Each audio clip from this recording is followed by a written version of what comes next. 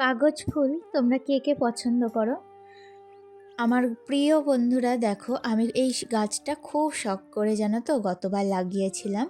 তো এই গাছটাই কিন্তু এখন তো শীতকাল শেষের দিকে বসন্তকালের শুরু। তো যাই হোক, এই শীতকাল আর বসন্তকালের মাঝামাঝি এই ফুলগুলো ফোটে, আর এই ফুলগুলো কিন্তু আমার গাছে ফুটতে শুরু করে দিয়েছে। তো যাই হোক, গাছটাতে একটাই প্রবলেম হচ্ছে জানো, আমার শ্বশুরমশাই প্রত্যেক দিন গাছে কিন্তু প্রচুর পরিমাণে জল দিয়ে দিচ্ছে। তো উনি হচ্ছেন আগেকার দিনের মানুষ, তো ওনাকে যতই আমি বলি না কেন যে বাবা আজকে গাছগুলোতে জল দেবেন না, হ্যাঁ, তো গাছের গোড়া শুকনো চাই, এই গাছটা জল পছন্দ করে না, এই রকম জিনিস কিন্তু কেউই মানতে চান না, বিশেষ করে উনি। তো উনি মনে করেন গাছ জল দেবো গাছ হবে, এরকম একটা ব্যাপার। তো প্রত্যেকটা গাছে প্রতিদিন জল দিয়ে দিয়েছেন। তো ওনাকে তো বয়স্ক মানুষ, আমি আর বারণ করতে পারি না। তো আমি ভাবলাম যে গাছগুলো এদিকে আর না রেখে আমি যদি ওই সাইডটা করে রাখি তাহলে কিন্তু উনি অতটাও জল দিতে যাবেন না। তাই আজকে দেখো সকালবেলায় উঠেই কিন্তু আমি এদিককার যত টব ছিল সমস্তটা ওই দিকে ছাদে রেখে তারপর কিন্তু গাছের গোড়াগুলো একটুখানি ওই পাশুনি দিয়ে কুড়ে কুড়ে দিয়েছি, আলগা করে দিলাম আর কি, যাতে মাটিগুলো শুকিয়ে যায়। আর কি বলতো, গাছগুলো তো খুব শখ করে লাগানো, তাই এখন যদি প্রচুর পরিমাণে গাছের গোড়ায় জল দিয়ে গাছগুলো ফুল না দেয় বা গাছগুলো যদি মরে যায়, তো তাদের ক্ষতি কিন্তু আমি একদমই সইতে পারবো না।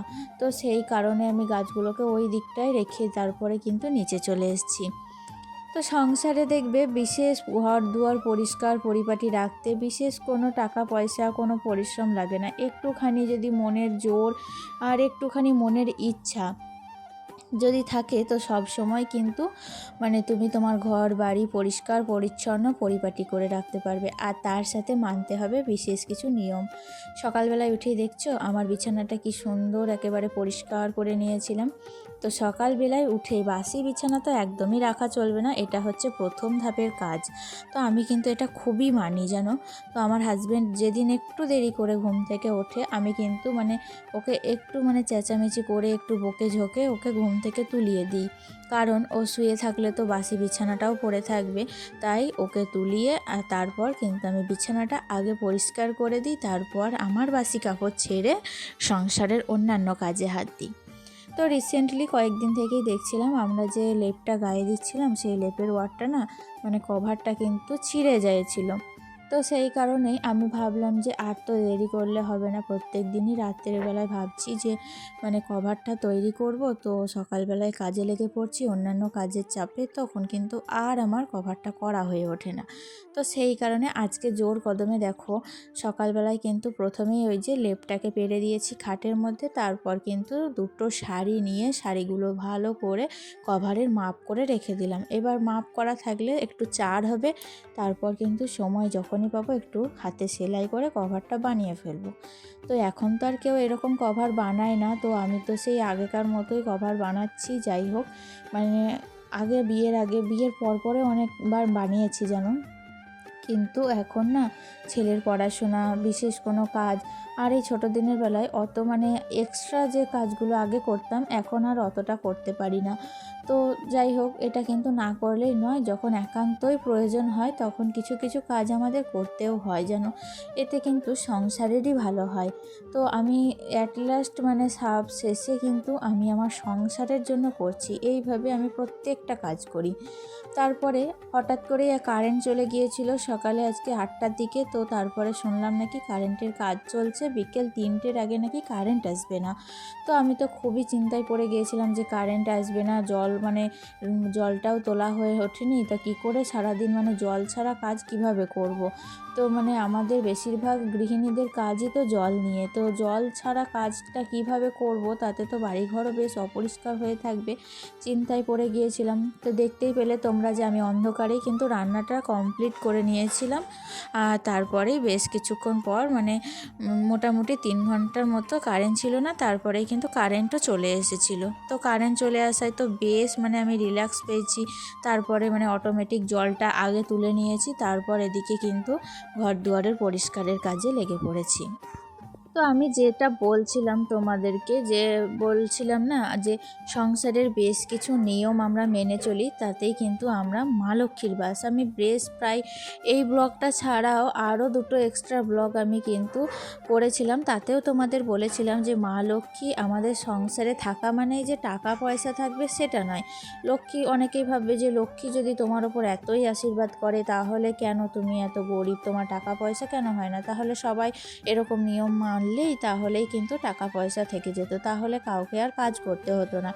অনেকেই ভাবতে পারে, আমাকে কেউ বলেনি, তবুও আমি কথাটা বললাম। তো আমি মনে করি যে লক্ষ্মী থাকলে যে টাকা পয়সা শুধু তা না, সংসারের সুখ শান্তি, সংসারের ধৈর্য, সংসারের অনেক কিছু নির্ভর করে মা লক্ষ্মীর ওপর।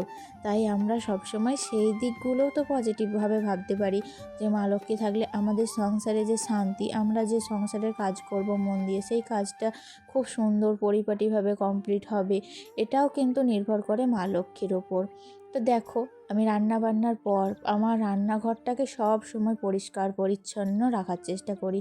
এতে শুধু মা লক্ষ্মী নন, এতে মা অন্নপূর্ণাও কিন্তু সন্তুষ্ট থাকে।